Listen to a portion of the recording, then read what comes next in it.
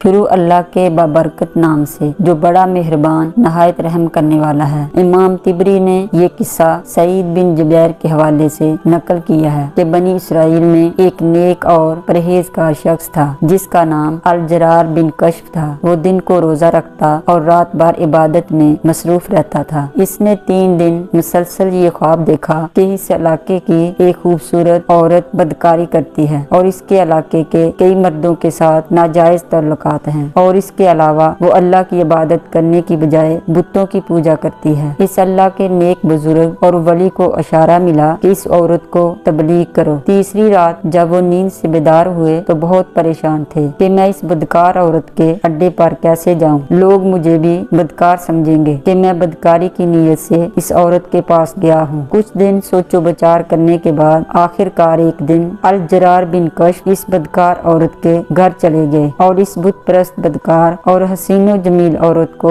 एक खुदा को मानने और इसकी इबादत करने का हुक्म दिया। इस औरत ने नेक और परहेजगार बंदे से अर्ज की कि मैं भी बुतों की पूजा करके तंग आ गई हूँ। मैं भी एक खुदा की इबादत करना चाहती हूँ, लेकिन मैं इस वक्त तक एक खुदा पर ईमान नहीं ला सकती जब तक कि मैं खुद खुदा को देख ना लूँ। वो परहेजगार शख्स इस औरत की ये शर्त सुनकर बहुत हैरान हुआ, लेकिन फिर चंद रोज बाद इस औरत ने बुतों की पूजा और बदकारी करने से तौबा कर ली। जब हसीनो जमील औरत ने बदकारी करना छोड़ दी तो इसके घर में रुपया पैसा आना बंद हो गया, जिससे वो घर का खर्चा चलाती थी। इस औरत ने बदकारी तो छोड़ दी, लेकिन गुर्बत ने इसके घर पर डेरे जमा लिए और बात फाकों तक आ पहुंची। पेट की भूख मिटाने के लिए इस औरत ने अपने घर का सामान और बर्तन बेचना शुरू कर दिए। एक दिन इसने अपने घर से तांबे का एक कीमती बर्तन उठाया और बाजार में फरोख्त करने के लिए चली गई। वो जिस दुकान पर भी गई तो इसका हुस्न जमाल देखकर लोग अपनी हवस की खातर इसको बर्तन की असल कीमत से कई गुना ज्यादा रकम देने के लिए तैयार हो गए। औरत को इस बात का इल्म था कि ये बाजार वाले इसको बर्तन की कीमत नहीं बल्कि इसकी खूबसूरती देखकर और अपनी हवस को मिटाने की कीमत दे रहे हैं। वो जिस दुकान पर भी जाती थी तो दुकानदार इसकी आओ भगत करते, इसके आगे पीछे फिरते और इसको बर्तन की कई गुना ज्यादा रकम देने को लोग तैयार हो जाते थे। औरत ये देखकर हैरान हो रही थी कि इन लोगों को खुदा भूला हुआ है कि ये हवस के पुजारी हैं और इसके साथ जिना करने के ख्वाहिशमंद हैं। आखिरकार वो बाजार की आखिरी दुकान पर गई तो वहाँ इसको एक नौजवान नजर आया। औरत जब इसकी दुकान में दाखिल हुई और बर्तन बेचने का कहा तो नौजवान ने पूछा, बहन आप इस तांबे के बर्तन की क्या कीमत वसूल करना चाहती हैं? औरत ने कहा, मैं इसके 2 सिक्के वसूल करूंगी। नौजवान दुकानदार ने इस औरत को 2 सिक्के दिए और इस औरत से वो बर्तन खरीद लिया। चंद दिन गुजर गए, लेकिन फिर घर में बीमारी और फाकों की नौबत आ गई। आखिरकार एक दिन इस हसीनो जमील औरत ने अपने चेहरे को ढांपकर इसी वजन का तांबे का बर्तन लिया और बाजार में फरोख्त करने के लिए चली गई। लेकिन इस औरत को किसी भी दुकानदार ने 2 सिक्कों से ज्यादा कीमत न दी। औरत ने देखा कि चंद दिन पहले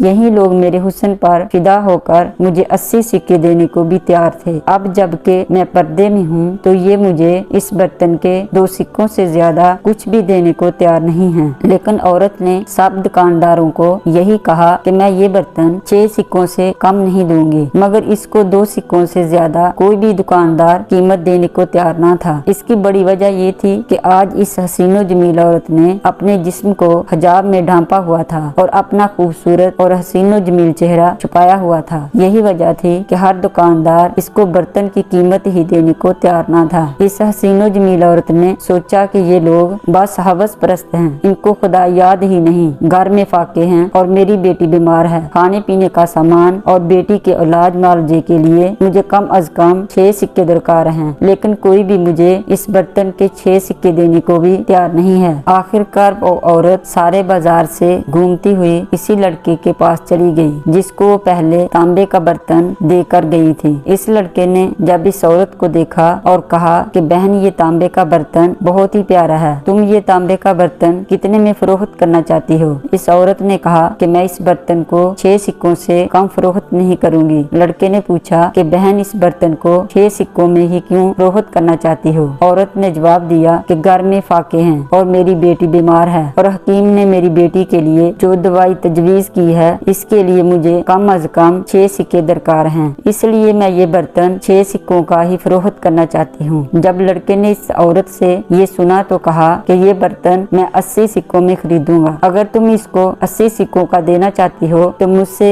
80 सिक्के ले जाओ और बर्तन मुझे दे दो। औरत ने दुकानदार लड़के की कीमत सुनकर कहा, ऐ लड़के, तुम मुझसे मजाक कर रहे हो। दुकानदार लड़के ने कहा कि नहीं बीबी, मैं तुमसे मजाक क्यों करूँगा। औरत ने तांबे का बर्तन इस दुकानदार को दिया और 80 सिक्के लेकर अपने घर चली गई। अल जरार बिन कशफ का कहना है कि मैंने इस औरत का दोनों बार का किस्सा अपनी आंखों से देखा था। जब वो औरत दुकानदार से 80 सिक्के लेकर घर चली गई तो वो बुजुर्ग इस दुकानदार के पास गए और कहा, ऐ लड़के, मुझे तो ऐसा लगता है कि तुझको दुकानदारी करना नहीं आती। इस औरत ने पूरे बाजार से इस बर्तन की कीमत लगवाई थी। कोई भी दुकानदार इस औरत को इस तांबे के बर्तन के 2 सिक्के देने के लिए भी तैयार ना था, तो तूने वही बर्तन 80 सिक्कों में खरीद लिया है। इस पर इस दुकानदार लड़के ने बड़े ही अदब एहतराम के साथ जवाब दिया, बाबा जी, मैंने इस औरत को बर्तन की कीमत नहीं दी। मैंने तो इस औरत को इसकी लड़की की दवाई और घर के लिए कुछ सौदा सलफ खरीदने के लिए मदद की है। वो परहेजगार आदमी कहता है कि मैं इस लड़के की बात सुनकर बहुत ही हैरान हुआ। इमाम बुखारी और इमाम अहमद बिन हम्बल से मरवी है कि अल्लाह ताला का इरशाद है कि जिसने मेरे वली को तकलीफ दी, मेरा इसके खिलाफ ऐलान जंग है, और मेरा बंदा किसी चीज के साथ मेरा कुर्ब हासिल करने की कोशिश करता है तो मुझे इससे भी ज्यादा पसंद है जो मैंने इस पर फर्ज किया। मेरा बंदा जब नवाफल के साथ मेरा कुर्ब हासिल करता है तो मैं इससे मोहब्बत करने लगता हूँ, और जब मैं इससे मोहब्बत करने लगूँ तो मैं इसका कान बन जाता हूँ जिससे वो सुनता है, और मैं इसकी आंख बन जाता हूँ जिससे वो देखता है, और मैं इसका हाथ बन जाता हूँ जिससे वो पकड़ता है, तो इसका कदम बन जाता हूँ जिससे वो चलता है। और जब वो मुझसे मांगता है तो मैं इसे देता हूँ, और जब बख्शिश तलब करता है तो मैं इसे बख्श देता हूँ, और जब मेरी पनाह में आना चाहता है तो मैं इसे पनाह देता हूँ। सुभान अल्लाह। नाजरीन, इस कहानी से हमें ये सबक मिलता है कि हमें भी अपने इर्द गिर्द, अपने पड़ोसियों में, अपने रिश्तेदारों में और अपने मोहल्ले और इलाके में जितना हो सके अपनी इस्तातात के मुताबिक गरीबों की मदद करनी चाहिए, और यही अमल रोज़े क़यामत हमारी निजात का सबब बनेगा। पसंद आने की सूरत में वीडियो को लाइक करें और चैनल को सब्सक्राइब करते हुए साथ बने बेल के निशान को भी दबा दें ताकि आपको हमारी आइंदा आने वाली वीडियोस का नोटिफिकेशन बर वक्त मिलता रहे। अल्लाह तबारक व तआला हम सब का हामी नासर हो। आमीन या रब्बुल आलमीन।